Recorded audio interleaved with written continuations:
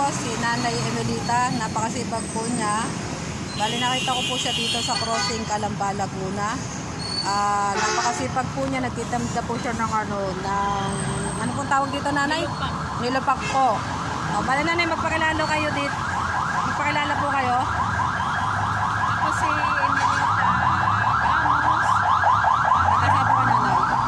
Ang anak buhay ko araw-araw ay patitinda ng nilupak.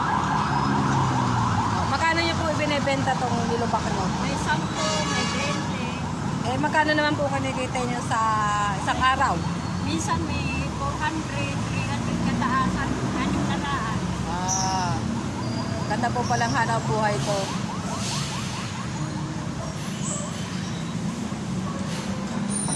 Sana nakakakilala po ko, Nanay. Pwede po kayong umano dito. Nasa crossing lang po siya. Sa tapat po ng